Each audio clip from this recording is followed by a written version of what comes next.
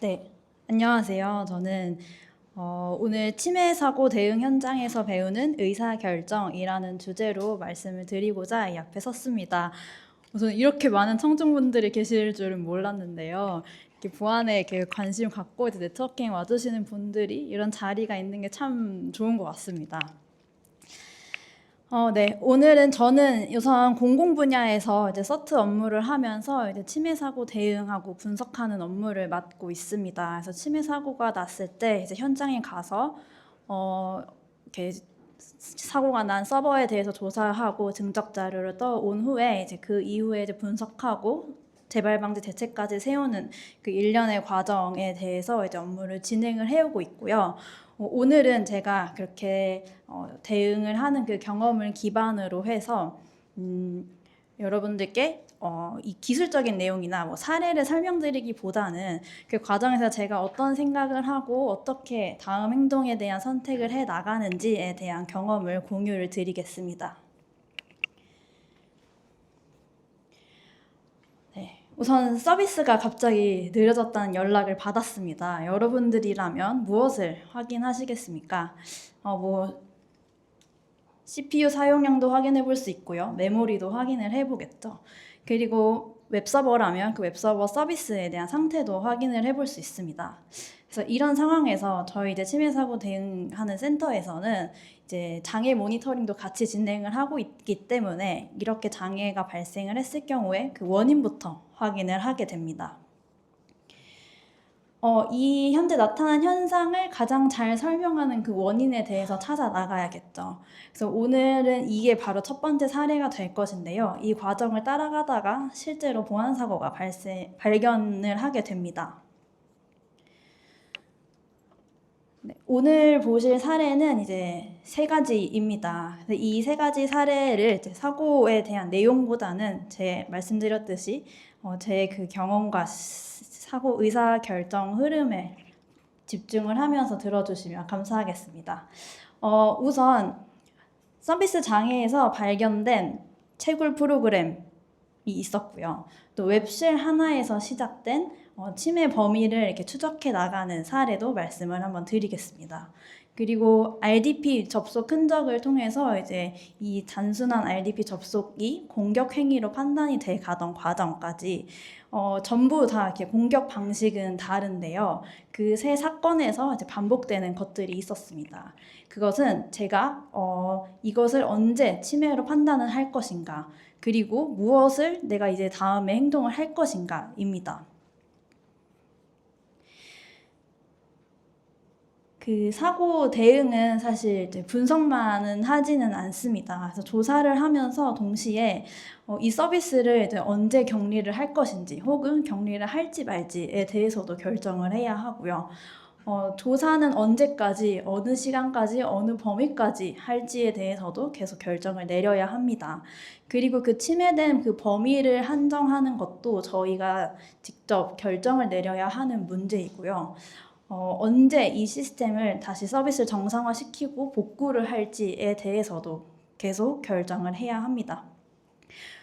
대부분의 근데 결정은 이제 이런 모든 자료나 증거들이 다 확보된 이후에 하기는 어렵습니다.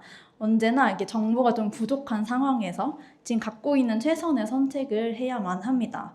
그래서 제가 사고를 이제 대응할 때 중요하게 보는 기준은 이 확인된 증거가 어디까지 이 공격자의 행위를 정확하게 표현을 할 수 있는 것인지, 실제로 공격자가 한 행동이 맞는지에 대해서 좀 더 초점을 맞추고 진행을 하고 있습니다.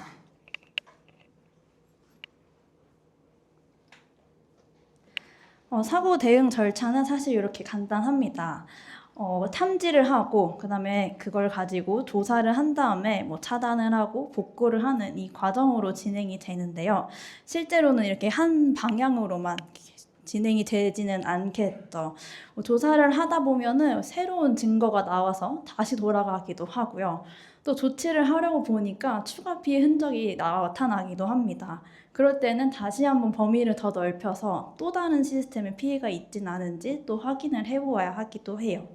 그래서 오늘은 이렇게 결과만 보여드리는 것보다는 이제 그렇게 새로운 증거가 하나하나 추가됐을 때 어떻게 그 판단이 바뀌게 되는지의 순간들을 보여드리겠습니다.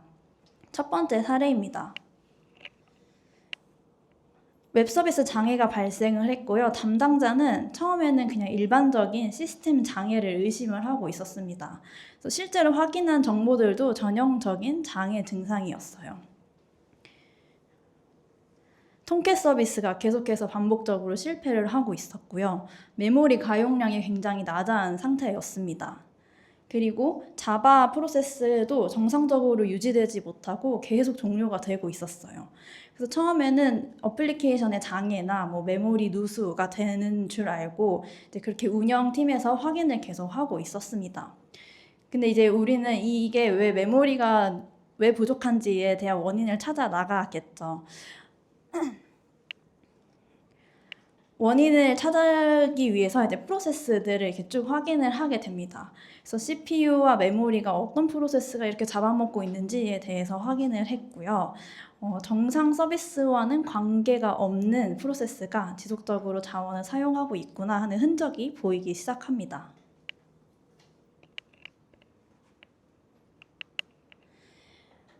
이 페이지에서 제가 의사결정하는 포인트 첫 번째가 나옵니다. 이것을 보안사고로 판단을 할 수 있을 것인가? 입니다. 답부터 말씀드리자면 이 시점에서는 저는 장애로만 봤습니다. 그리고 그 다음 단계에서 처음으로 이제 보안사고라고 판단될 수 있는 근거가 등장을 했습니다. 그 정상 서비스가 아닌 그 다른 프로세스가 자원을 얼만큼 활용하는지를 한번 확인을 해보았는데요.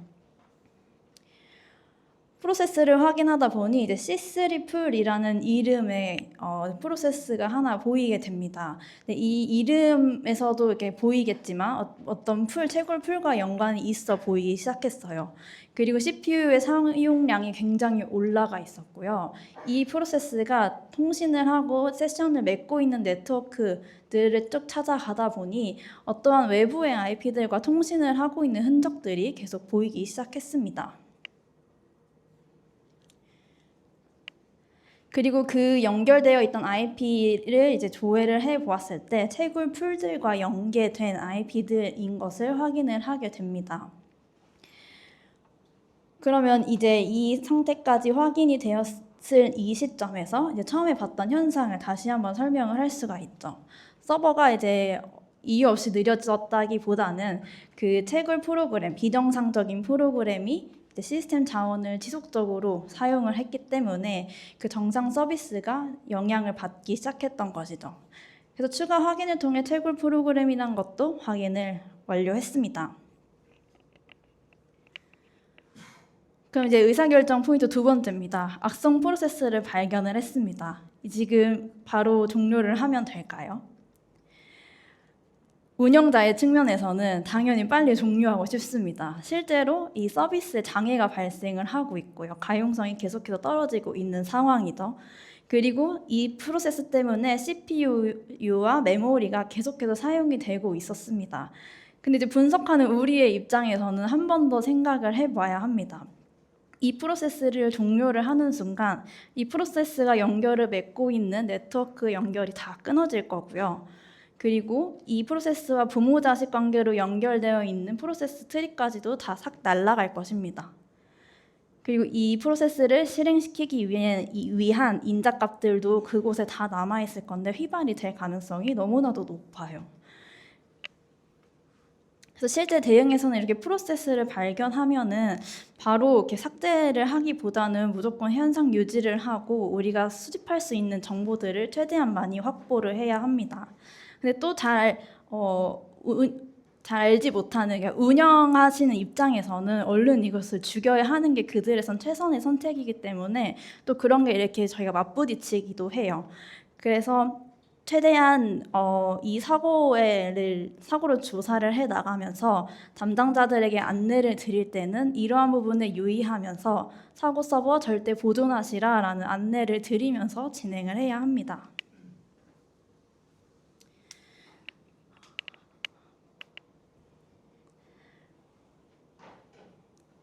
가능하다면 이제 이 프로세스를 실행시킨 또 다른 실행 프로그램도 확보를 할 수가 있을 거고요. 또 이렇게 채굴 프로그램이었으니 어떠한 설정 파일도 확인을 해볼 수가 있을 것입니다. 그리고 사실 담당자들은 그 프로세스는 공격자들은 이러한 프로세스가 죽는다 하더라도 다시 살아나서 활동할 수 있게끔 여러 가지 크론 탭에 설정이 되어 있거나 혹은 스케줄 등록을 해놓아서 계속해서 지속성을 확보하는 경우가 많아요. 그렇기 때문에 우리는 이 본체를 정확히 삭제하지 않는 이상 또 그것이 정확한 대응법은 아닌 걸로도 볼 수가 있습니다. 근데 또 여기까지 보면 이 증적 확보가 너무 중요해 보이죠. 근데 항상 이것도 증적 확보가 우선이라는 의미도 아니기도 해요. 예를 들어서 랜섬웨어가 지금 막 활동을 하고 있어요. 그래서 암호화가 순차적으로 이 네트워크 안에서 진행이 되고 있다고 봅시다. 그러면 분석을 위해 몇 분 좀 더 지켜보겠다는 것은 또 그 피해 범위가 너무 넓어지는 판단이 될 수도 있어요. 그래서 저는 이제 이거를 증적 확보가 우선이냐 혹은 피해 차단이 우선이냐라는 질문 그 고정된 순서로는 보지는 않고요. 이제 조금 더 우리가 이 두 가지 경우에서 발생할 수 있는 피해를 좀 더 비교를 해가면서 진행을 해 나가야 합니다. 언제나 그게 정해진 매뉴얼이 없는 게 좀 어려움이기도 해요.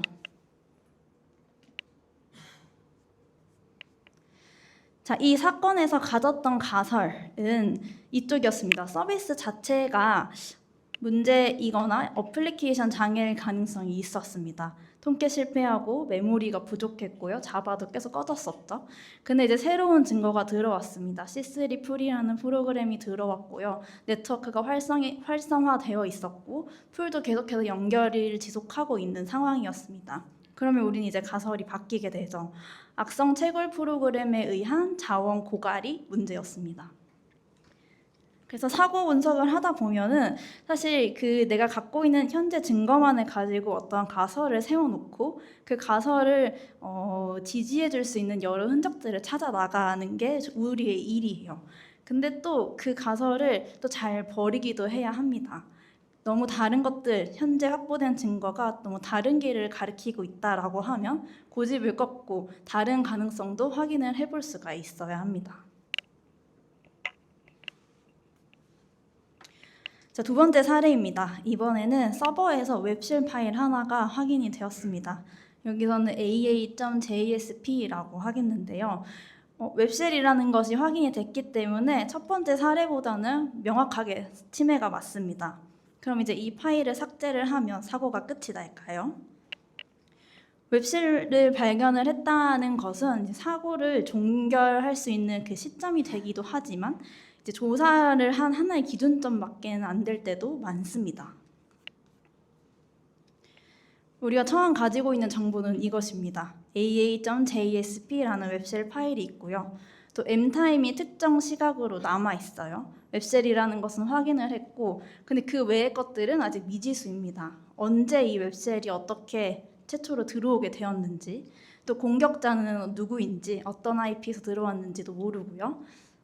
다른 연계된 시스템에도 동일한 웹쉘이 올라가 있을 수도 있고, 혹은 이 서버에 이 aa.jsp 말고도 다른 웹쉘이 더 올라가 있을 수도 있습니다. 그렇기 때문에 이제 실제 사고에서는 이 웹쉘 하나를 기준으로 그 외의 것들을 계속해서 찾아 나갑니다. 이 파일을 기준으로 그 앞뒤의 행동들을 확인을 해보는 것이죠. 먼저 파일의 시간 정보를 기준점으로 잡습니다. 그럼 그 m타임을 기준으로 그 시간대의 액세스 로그들을 한번 쭉 확인을 해보아요. 그러면은 이 웹쉘이 올라갔으면 공격자는 웹쉘을 활용을 해야 하기 때문에 계속 이 웹쉘 경로를 호출을 할 겁니다. 그 기록이 액세스 로그에 남을 것이고요. 그 액세스 로그는 또 이제 보통은 설정에 따라 다르지만 그 요청을 한 IP의 기록이 함께 남게 됩니다. 그럼 그 IP를 기준으로 방화벽 로그도 확인을 해보게 되고요. 또 다른 JSP 파일을 추가적으로 조회를 하진 않았는지 등을 확인을 해볼 수가 있습니다. 자, 그렇게 해서 이제 비슷한 시간대에 다른 JSP 호출이 있는지도 확인을 해보고요. 처음에는 이제 이 파일 하나에서 시작을 했지만 확인을 해 나가는 자료들이 점점 늘어나게 됩니다. 그래서 화면처럼 하나의 파일에서 이제 다른 로그들을 쭉 확인을 해보게 되고요. 그 로그 안에 있었던 IP를 기준으로 공격자의 행위를 더 찾아 나가고 또 피해 범위도 넓혀 나가면서 점점 조사의 범위를 넓혀 나가게 됩니다. 그래서 여기서는 우리가 이 서버에서 이 IP가 실제로 어떤 행동을 했는지에 대해서 바라보는 관점이 더 중요하고요. IOC는 이제 시작점일 뿐이다라는 말씀을 제가 드리고 싶습니다. 자, 그럼 의사결정 포인트 3번. 조사는 어디까지 해야 할까요? 처음에는 이제 파일 하나에서 시작을 했죠. 근데 그렇게 해서 파일이 올라가게 된 이 웹쉘이 업로드가 된 경위를 확인을 하면서 이제 다른 서버들도 확인을 할 수 있게 되고요. 또 어떠한 계정을 활용해서 들어왔던 흔적이 보인다면 그 계정을 사용하는 다른 서비스도 같이 확인을 해 보아야 합니다. 또 내부 이동의 흔적이 보일 때도 있어요. 이 계정이 사용했던 명령어 기록들을 쭉 보다 보니 다른 서버로 SSH를 붙는 로그들이 보일 때도 있습니다. 그럼 이제 내부 확산이 진행이 됐을 가능성이 상당히 높아지죠. 그렇게 됐을 때는 그 범위도 넓혀서 조사를 하게 됩니다. 근데 실제 현장에서는 이제 무조건 전체 네트워크를 조사를 하기는 어렵습니다. 실제 시간이 제한이 되어 있기도 하고요. 인력도 제한되어 있고 또 관리하는 서버가 그 대역 안에 10대 혹은 100대까지도 늘어나 있기도 해요. 그래서 이 범위를 넓혀 나갈 때는 현재 이 발견한 증거가 실제로 다른 영역까지의 침해 가능성을 높이는가를 기준점으로 보게 됩니다. 다른 서버 접근의 흔적이 없는데도 무작정 그 모든 시스템들을 보는 것은 비효율적이기 때문이죠. 정리하자면 이제 웹쉘에서 파일 시간 정보는 이제 굉장히 중요합니다. 예를 들어서 이 파일에서는 아까 7월 30일 00시 1분이다라는 타임 스탬프가 나왔는데요. 그럼 자연스럽게 공격자가 이 시간에 들어왔구나 정도의 정보를 얻을 수가 있습니다. 근데 또 그것을 확정하기에는 한 가지 위험성이 있는데요. 파일 시스템이 다른 시스템에서 복사해온 파일일 수도 있고요. 그리고 이 타임 스탬프 정보를 공격자가 조작을 했을 수도 있습니다. 그렇기 때문에 최초 시점은 더 이전일 수도 있겠다라는 가능성도 열어놓아야 합니다. 우리는 지금 이렇게 보아오면서 이제 이 타임 스탬프를 기준으로 액세스 로그도 같이 한번 봤고요. 네트워크 로그, 보안 장비 로그들도 쭉 같이 봐서 이 시간대에 어떤 공격자가 들어왔구나를 특정을 하기 시작을 했습니다. 그리고 그 외에 있는 다른 정보들까지 다 하나의 시점을 가리키기 시작을 해요. 그럼 이제 그 순간에 이 독립된 증거들이 비슷한 시점을 가리키기 시작하면서 그 판단의 신뢰도가 올라가게 됩니다.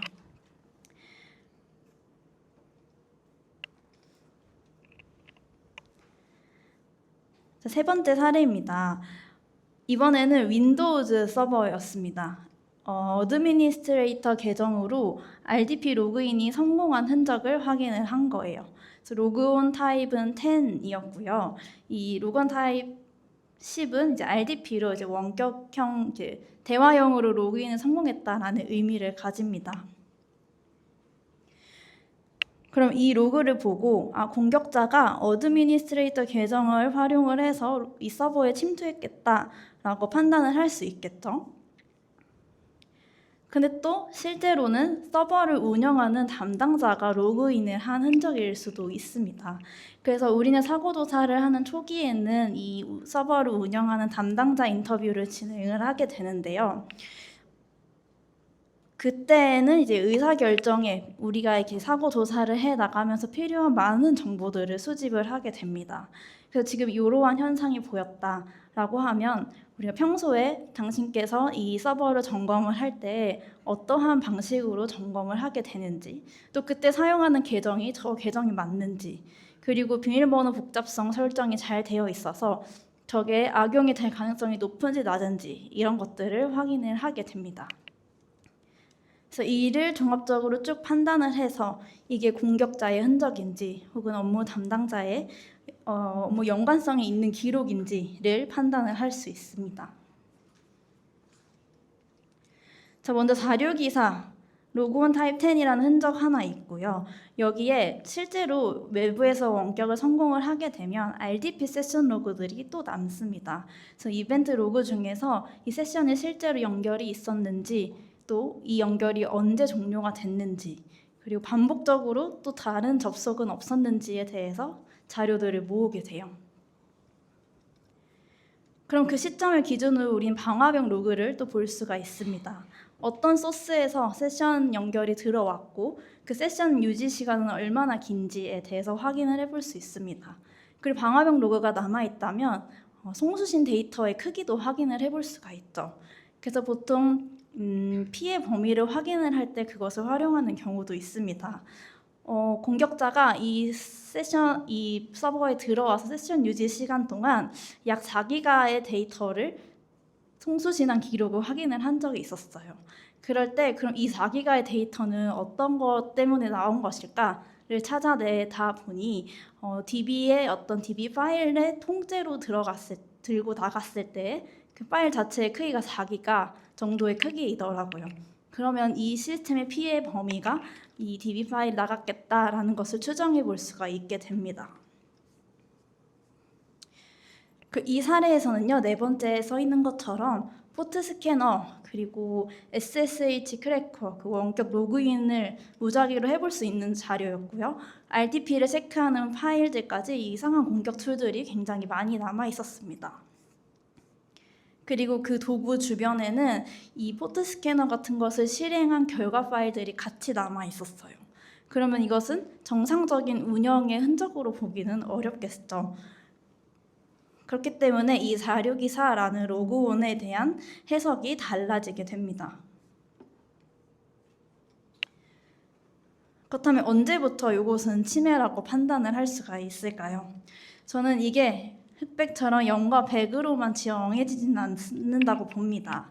자료기사 하나만 있을 때는 정상 관리자의 접속 가능성도 충분히 높거든요.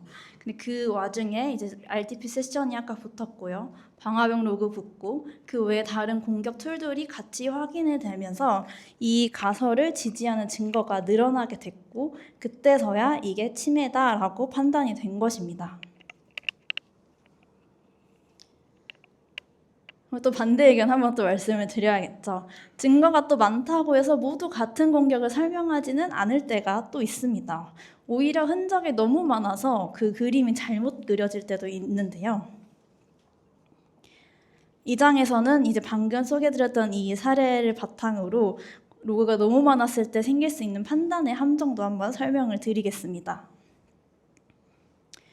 한 서버에서 이제 RDP 로그인 성공 이력이 남았어요. 7월 28일 밤에 들어왔던 흔적이 있었고요. 몇 시간 뒤에 웹 취약점 스캔이 들어왔습니다. 그리고 다시 그날 낮에 SMB 445 포트에 대한 탐색 흔적도 확인이 되었어요. 그럼 우리가 이 타임라인을 이렇게 쭉 만들다 보면은 이러한 그림이 그려집니다. 공격자가 처음에 RDP를 시도를 했다가 그다음 웹 취약점 스캔을 통해서 취약점을 뚫었어요. 그 다음에 마지막으로 SMB를 탐색했다. 이런 식으로 시나리오가 그려지게 됩니다.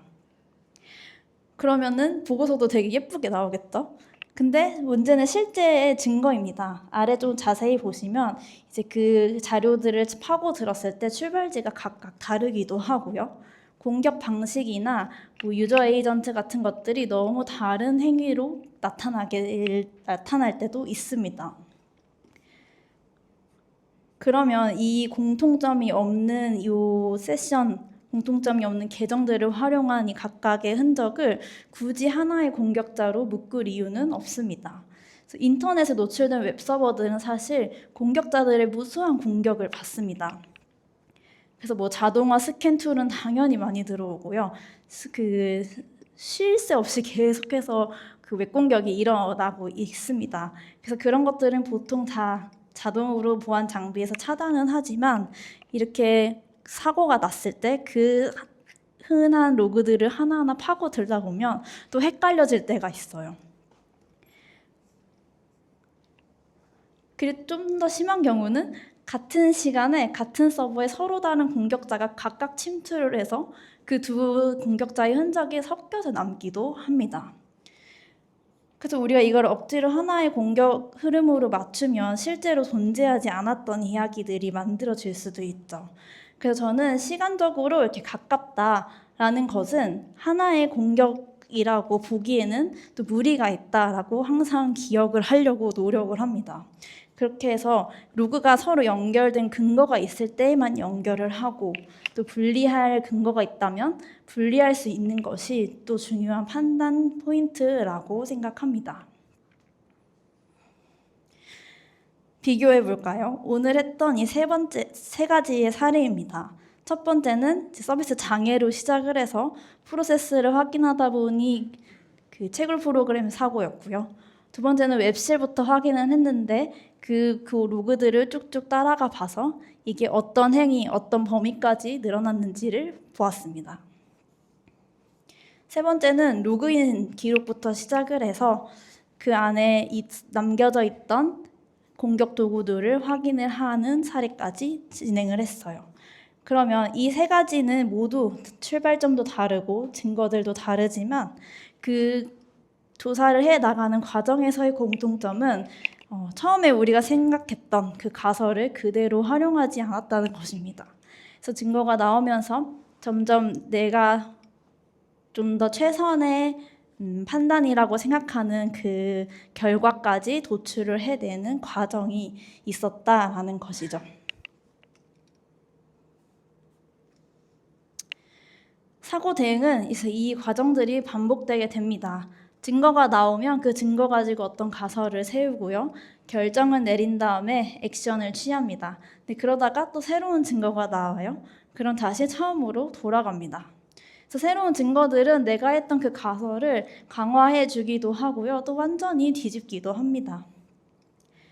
결국 이 사고 대응은 앞서 말한 증거 가설 그리고 판단과 행동 이것들을 굉장히 빠르게 반복하는 과정이다라고 생각을 합니다. 지금까지 이야기를 들으시면 이제 그런 필요한 로그들이 충분히 확보한 다음에 판단을 하면 되는 거 아닌가라는 의문이 들 수도 있을 것 같습니다. 근데 이제 실제 현장에서는 그렇게 완벽한 조건이 주어지지 않는 경우가 너무 많아요.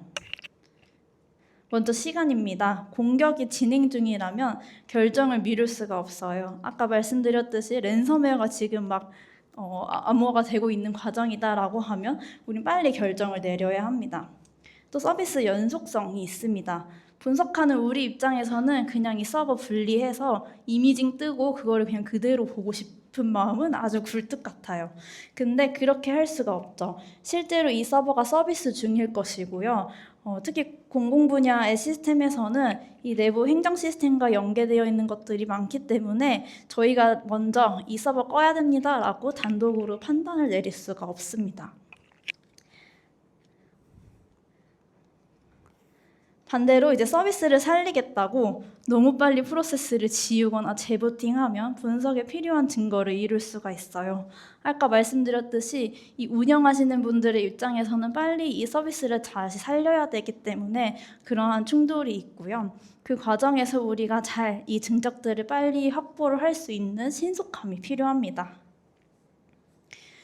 인력과 범위도 문제입니다. 서버 하나에서 시작했는데 그 동일한 공격자가 악용을 했던 계정이 여러 내부 시스템까지 간 흔적이 보였다 하면은 이 조사해야 되는 서비스의 범위가 너무나도 늘어날 수가 있어요. 그리고 그 많은 것들을 또 다 같은 깊이로 분석할 수도 없습니다. 그리고 가장 많이 만나는 문제는 이 로그입니다. 원하는 시점의 로그가 이미 너무 오래돼서 덮어 씌워져서 없어졌거나 혹은 요즘은 공격자들이 본인이 남겼던 그 흔적을 다 지우고 나가요. 한 2년 전까지만 해도 그런 적이 없었는데 최근에 일어났던 모든 사고는 공격자들이 다 지웁니다. 그럼 우리는 확인할 그 가장 중요한 쉬운 로그들이 날아가게 되는 것입니다.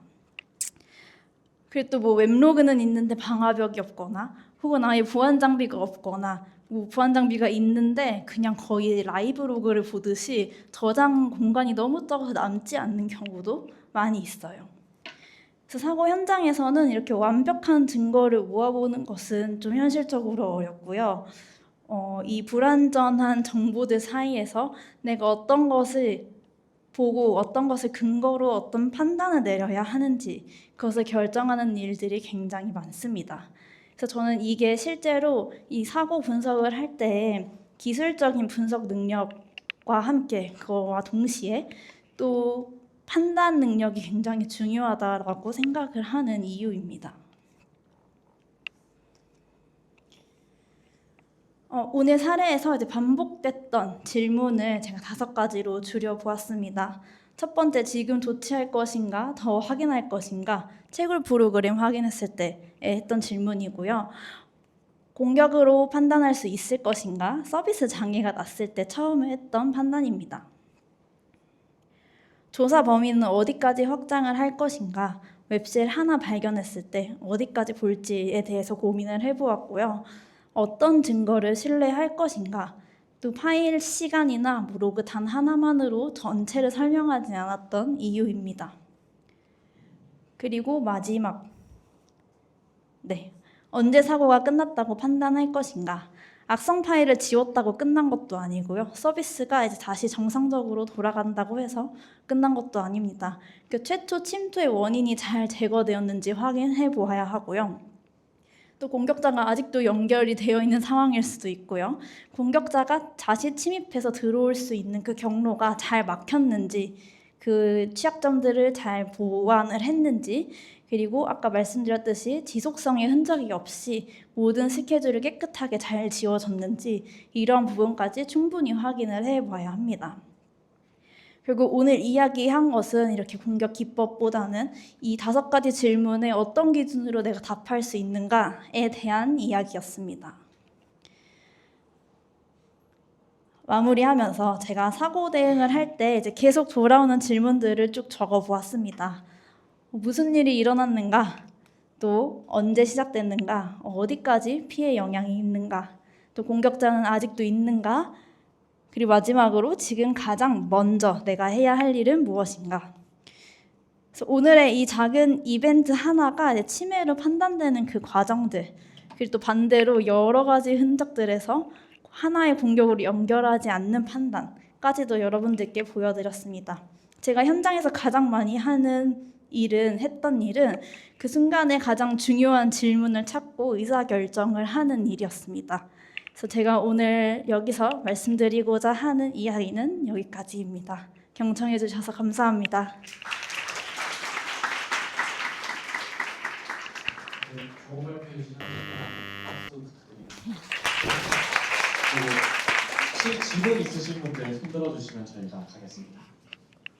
네, 질문 생각하시는 동안 제가 질문 하나 드리면 기술적으로도 되게 준비를 많이 해야 되고 어떤 이런 순간 결정권을 내려야 되는 어떤 리더십 능력도 있어야 되고 이런 것들을 다른 사람들과 소통하고 그런 것들을 해내는 어떤 협업도 가져야 되는데 만약에 학생분들에게 이런 침해 사고 대응 업무를 만약에 추천하신다면 어떤 공부들을 미리 하면 좋을지 좀 추천해 주실 수 있으실까요? 우리는 이제 이 업무를 준비를 하면서 보안에 대한 기술을 많이 공부를 하게 되는데요. 보통 이렇게 우리가 사고 현장에 투입될 때는 되게 많은 다양한 시스템일 경우가 많아요. 뭐 네트워크 장비, 뭐 라우터 장비에서 뭐 설정 파일이 노출됐다, 혹은 뭐 클라우드에 올라간 서버가 어떻게 됐다, 이런 경우들도 많거든요. 근데 나는 그거에 대한 배경 지식이 없는 경우도 참 많이 있습니다. 그래서 우리가 그 시스템의 담당자들과 대화를 할 때 잘 모르는 기술이 나왔을 때 좀 주눅들지 않고, 그리고 그들이 하는 설명에서 저는 이걸 잘 모르니 한 번 더 설명해 주시겠어요? 라고 하는 그 질문을 할 수 있는 그 똑똑함이 아직 그 준비하시는 분들께는 필요한 것 같습니다.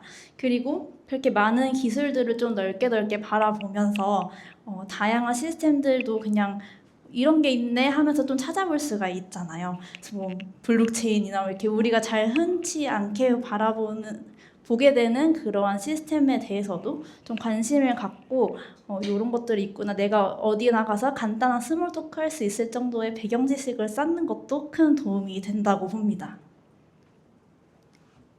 네, 답변 감사합니다. 네, 마이크 먼저 저쪽에 드릴게요. 먼저 손 드셔가지고. 알겠습니다. 발표 너무 잘 들었고요. 혹시 한정된 시간 안에서 그럼 루트 커즈를 찾지 못했을 때 마무리로 어떻게 인시던트를 종료하시는지가 궁금해요. 한정된 시간 안에서 확인하지 못했을 때 그러니까 루트를 찾지 못했을 때 그러면 어떻게 네. 그 종결 처리를 하시는지 보통. 그럴 경우에는 어쨌든 이 사고가 발생을 해서 어떤 현상이 확인이 된 거이잖아요. 그리고 그 현상, 그러니까 뭐 예를 들어서 공격자가 웹서버에 들어왔는데 어디를 통해 들어온지 도저히 알 수가 없다. 그럴 경우에는 들어올 수 있는 경로를 우리가 어느 정도는 식별을 해서 좀 확인을 해주는 경우도 필요해요. 왜냐하면 이렇게 서버 담당자들은 서버 담당자라고는 하지만 또 기술적으로 잘 모르시는 분들이 계시는 경우도 있어요. 근데 그럴 때에 우리가 가능한 취약점들이 눈에 보이거나 관리적인 측면에서 사실 사고가 되게 많이 일어나거든요. 그래서 그런 관리적인 측면에서 그러니까 간단하게 얘기하면은 외부에서 들어오지 못하게 뭐 3389나 뭐 SSH 포트나 이런 포트들을 잘 막으세요. 보안 장비가 없으면 방화벽은 꼭 드려야 돼요. 근데 보안 장비 못 드린다 하면은 뭐 윈도우 자체 방화벽이나 이런 것들도 활용을 할 수가 있거든요. 그래서 그 공격자와 접점이 있을 만한 부분들을 어느 정도 확인을 해서 그것들을 막는 방법이라도 말씀을 드려야 합니다. 그래서 그렇게 공격자가 모든 흔적을 너무 깨끗이 지워가지고 확인할 수 없는 경우도 사실 많이 있어요. 근데 그럴 때 우리가 뭐 손 놓고 할 수는 없는 노릇이니까 최대한 추가적인 피해 혹은 동일한 공격이 다시는 있지 않도록 우리가 할 수 있는 그 방법들을 제시를 해주고 그것들을 진행하게끔 안내를 해드려야 합니다. 네, 그러면 그냥 대안책을 말씀해 주시고 이제 인시던트는 종료 처리를 하신다는 말씀이실까요? 네네, 그렇죠. 그래서 네. 감사합니다. 네, 또 손 들어주셨던 네, 여기 있습니다.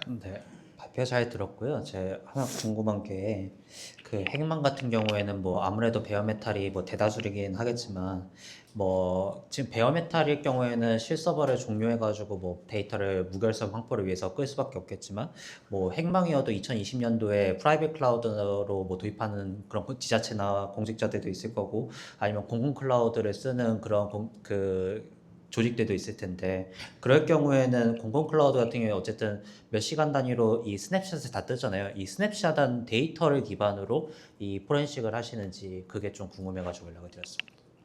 공공 클라우드 같은 경우에는 이제 그 스냅샷이 확보가 되는 경우면 확인을 할 수 있는데 또 그게 또 계약상의 이유로 그런 것들이 다 확보가 되지 않는 경우들도 있어요. 그럼 그럴 때는 아까 말씀드렸듯이 지금 현 상황에서 확인할 수 있는 최선을 확인하는 것이 최고고요. 어쨌든 사고가 발생을 하면은 저희가 그 안에 있는 모든 자료들이나 아티팩트 같은 걸 수집하는 프로그램을 돌려요. 그렇게 해서 확보한 그 가장 최후의 그 자료들을 기준으로 판단을 하는 수밖에는 없습니다. 그러면은 개인 장비에서 수사기관들이 포렌식을 하듯이 기존 원본 디스크를 다 봉인 처리하고 그 정도까지는 불과하고 결과적으로 실서버에 있는 디스크를 어떻게든 클론을 때려가지고 그 이후에 거기 현장에서 이 포렌식을 하신다라고 해석을 하면 될까요? 네, 맞습니다. 네. 이미징을 뜨거나 수집 프로그램으로 그냥 필요한 자료들만 긁어오거나 하는 식으로 진행을 네. 합니다. 감사합니다. 네, 저희 오늘 시간이 좀 부족해서 추가 질문은 쉬는 시간에 개인적으로 부탁드리고요. 그리고 마지막으로 네, Q&A까지 잘 해주신 하진님한테 한 번 더 큰 박수 부탁드립니다. 저희 한 10분 정도 쉬고 8시 10분에 다시 하도록 하겠습니다.